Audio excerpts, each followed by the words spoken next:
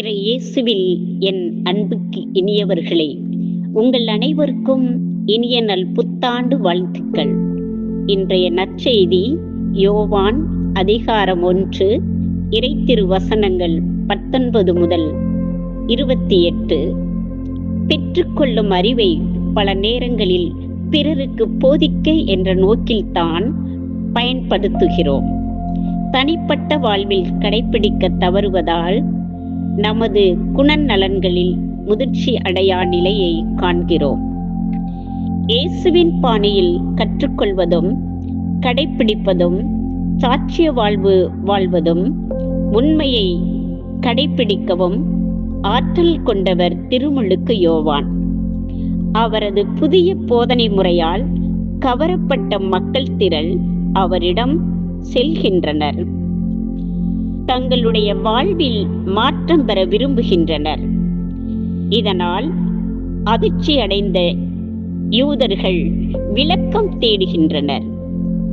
திருமுழுக்கு யோவானோ தான் ஒரு இறைவாக்கினர் கூட இல்லை.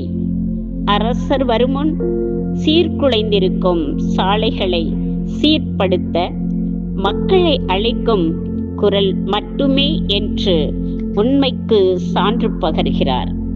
இதிலிருந்து திருமுழுக்கு யோவானுக்கு எவ்வளவு தாழ்ச்சி, எளிமை, உண்மைக்கு மட்டுமே உயிர் கொடுக்கிறார்.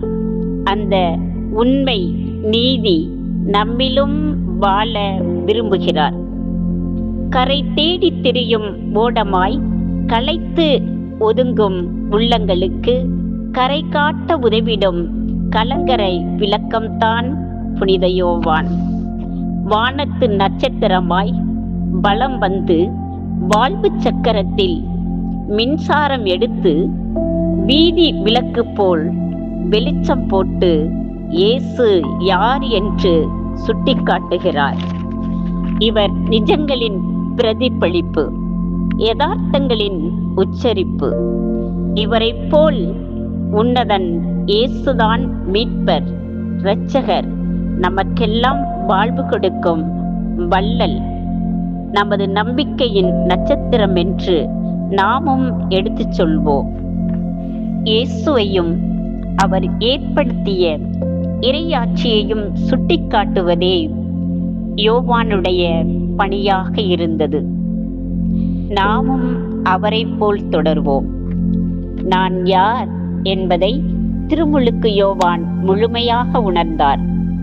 எதற்காக அனுப்பப்பட்டேன் என்பதை உணர்ந்து இயேசுவுக்கு முதலிடம் கொடுத்து அவர் வழிகளை செம்மைப்படுத்த தாழ்ச்சியையும் எளிமையையும் யதார்த்தங்களையும் மக்களுக்கு எடுத்து கூறினார். ஒளியாக சாட்சியாக வாழ்ந்தார். இயேசுவையும் அவர் ஏற்படுத்திய இறையாட்சியையும் சுட்டிக்காட்டுவதே நமது பணியாகட்டும்.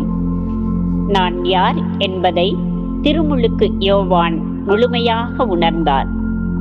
எதற்காக அனுப்பப்பட்டேன் என்பதை உணர்ந்து இயேசுவுக்கு முதலிடம் கொடுத்து அவர் வழிகளை செம்மைப்படுத்த தாழ்ச்சியோடு செயல்பட்டார். ஒளியாக சாட்சியாக வாழ்ந்தார்.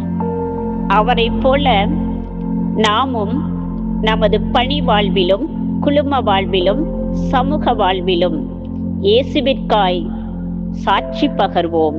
இயேசுவாக வாழ்வோம்.